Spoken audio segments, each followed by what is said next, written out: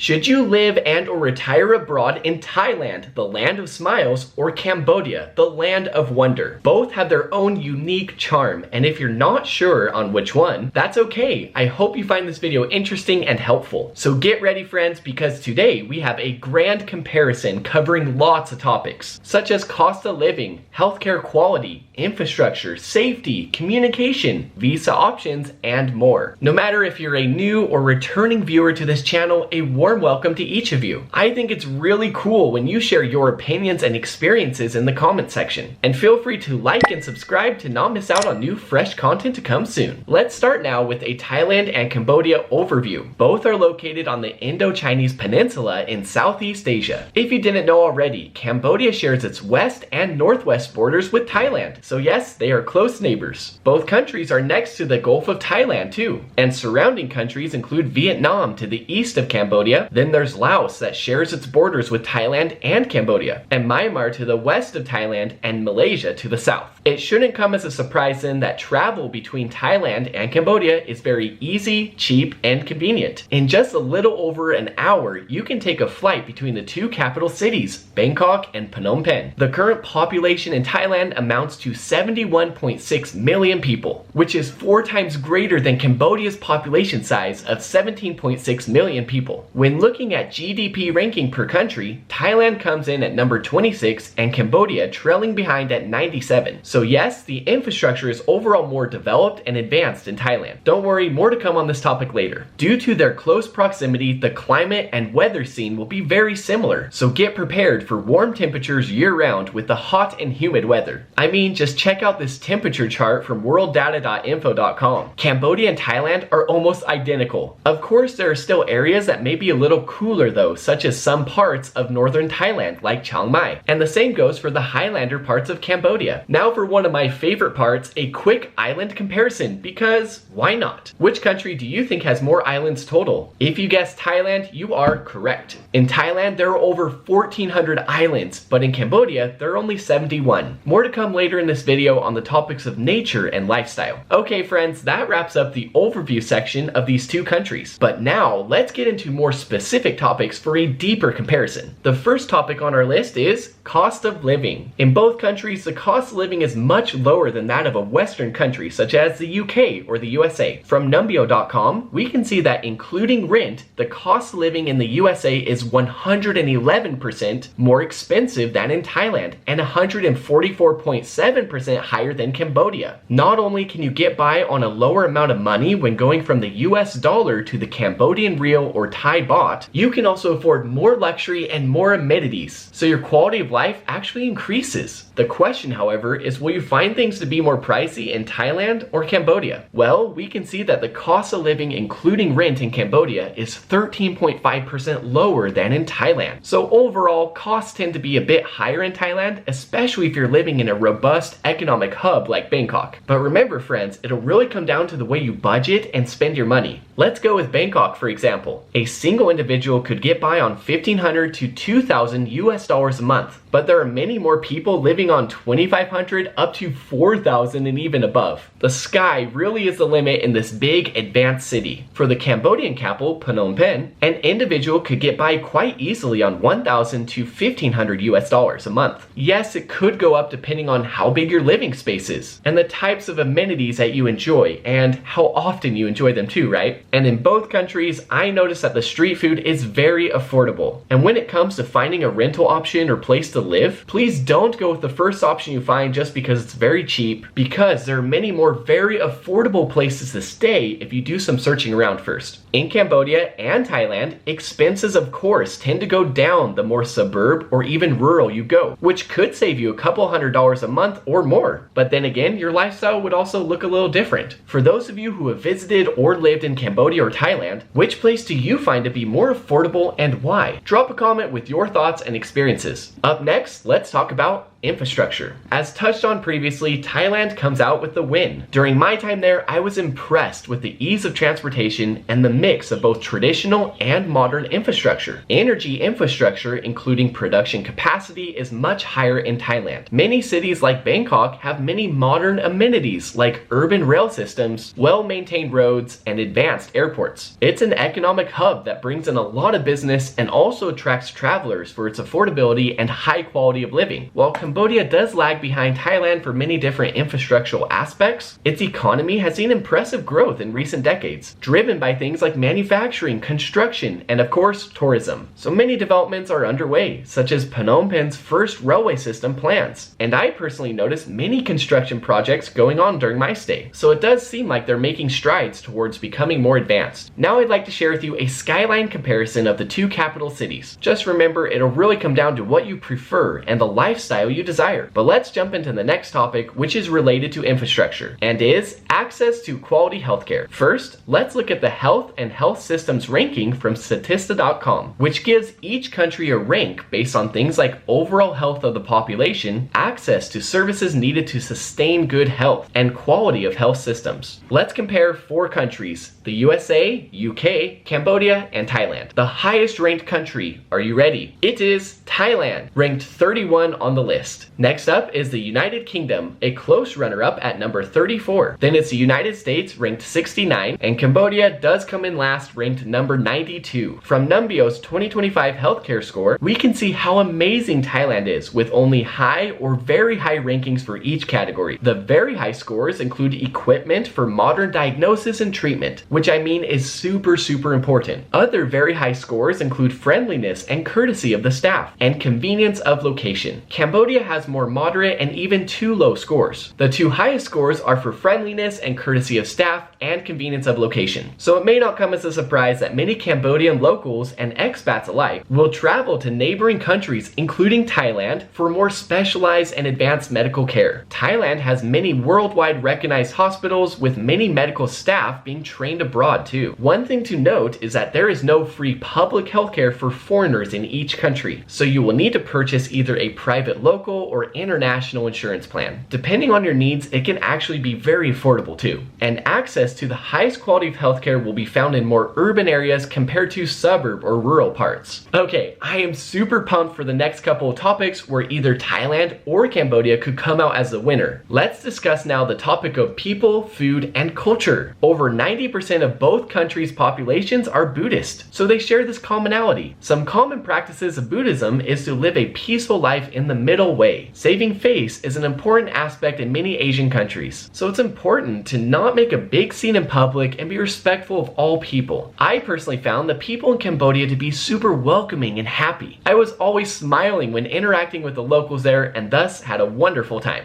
On the other hand, the Thai people I interacted with were also so fun, outgoing, and had great senses of humor. I feel that they don't get upset over minor inconveniences and are very down to earth. So I truly feel that you'll find amazing new friends in both countries. There are also growing expat communities as well. You can always join a Facebook expat community group to make friends and get an idea of local life before making a decision. The most common spoken language in Thailand is Thai, with over 50% of the people speaking it there. But as we can see, there are lots of other languages spoken too. Cambodia's most spoken language is Khmer, at over 88% of the people speaking it there. And when it comes to communicating in the English language, I really think it comes down to your location. If you're in a more tourist-heavy spot like Siem Reap in Cambodia, for example, it'll be quite easy to get by on English for basic everyday needs. Similarly, if you're in downtown Bangkok, you'll meet many business professionals, remote workers, or students that speak English well. But if you venture off into more rural parts, English will become less and less widespread. So prepare yourself by learning some of the local language for at least your basic needs. I personally love learning about different cultures and languages, so I think it's an exciting aspect of moving to a different country. So yes, both Thailand and Cambodia's culture is heavily influenced by Buddhism, but they are both still unique. In both places you will see beautiful temples, and Cambodia is also influenced by the Khmer civilization and has the largest temple complex in the world, Angkor Wat. Now what about food? The only real true way to know is to try out the food for yourself, but me personally, I am a sucker for Thai food. I mean just everything from the Thai teas, massaman curry, tom yum soup. I just love the spices and flavors. There are some yummy Cambodian foods I like too, like the lok lok, the Cambodian stir fry. Please friends, comment and let us know which food you prefer and share an example of your favorite Cambodian or Thai food. Looking forward to seeing your comments. So along the lines of people, food, and culture, let's talk about the type of environment and lifestyle you can experience. In Cambodia, there's a rich cultural appeal and lots of natural beauty to take in. In Thailand, there's a vibrant vibrant nightlife, lots of partying, and lots of natural beauty too. It's no joke that it's hard to feel bored while in Thailand because there's so many fun things to do. And there's a beautiful beach and ocean appeal such as the famous Phuket Island with its numerous stunning beaches. The thing is, you may prefer a slower pace of life and calm atmosphere. If so, then maybe Cambodia would be a better fit. Just remember that in both places there are lots of spas and ways to relax. For those of you that have visited both places, which one do you prefer for lifestyle? Okay, let's talk about safety. According to the Global Peace Index, Thailand is ranked 86 and Cambodia is ranked 97. The lower the number or rank, the more peaceful the country. Now here is a side-by-side crime comparison of the two countries from Numbeo.com. Thailand scores low in most categories while Cambodia has more moderate and high-risk scores. In both places, you'll want to keep an eye out for petty crimes such as bag snatching or potential scams. Being overcharged for certain products or services also could happen, but usually not by a lot, and you'll want to be extra careful when you're looking to make a bigger purchase, such as finding a place to live or buying a motorcycle, things like that. So you can search around at different shops or locations to make sure you get a fair deal. Just like in any other country, it's good to be aware of your surroundings, and I didn't feel unsafe during my time in Cambodia or Thailand. Both countries are at a relatively low risk for a direct typhoon hit, so natural disaster-wise, flooding is more common. But regardless, it's good to check with local communities, right? To ensure you're caught up on all emergency preparedness procedures. Alright, this next topic is an important one. Visa options, costs, and requirements. In Thailand, 3 of the most popular visa options include the non-immigrant O, otherwise known as a retirement visa, then there's the LTR, or long-term resident, wealthy pensioner category, and elite visa, otherwise known as the privilege card. The minimum age requirement for the non-immigrant O or LTR wealthy pensioner visas is 50 years old, while the other elite visa has no minimum age requirement. The equivalent of a retirement visa for Cambodia is the ER visa, and it has a minimum age requirement of 55. So Thailand's visas win for age requirements. How about costs? Well, the Cambodian visa does not have a security deposit requirement. Yes, you heard that correctly. And it costs only about $300 for the ER retirement visa. There is another business or employment type visa, the Cambodian EB visa, and it's only an additional $200 for a work permit, totaling $500 for this EB visa. Now compare that to the lowest cost visa in Thailand, the non-immigrant O visa that has a fixed deposit of 800,000 Thai baht. Using the current exchange rate, that's about $24,700. There are 2 other options to qualify. You could show proof of 65,000 Thai baht a month, or have a combination of annual income and fixed deposit equaling 800,000 Thai baht. But regardless, it's much more expensive than the Cambodian ER or EB visa types. So I'd say that for ease of application, providing supporting documents, and cost, the Cambodia visa comes out as the winner. Still though, I've got to say that there are lots of different options for living in Thailand, such as the LTR or the elite visa types. So if you're interested in learning more about those or the Cambodia visa types, please check out the other videos I published on this channel. At the end of the day, people may gravitate towards one country over the other due to personal preferences, feelings, and experiences. Remember that both Thailand and Cambodia possess its own charm and appeal. After hearing about each of the comparison topics today, which country are you leaning towards and why? Let us know in the comment section your thoughts. And to not miss out on more content to arrive soon, please like and subscribe, and I will catch you in the next one. Stay safe everyone, and take care.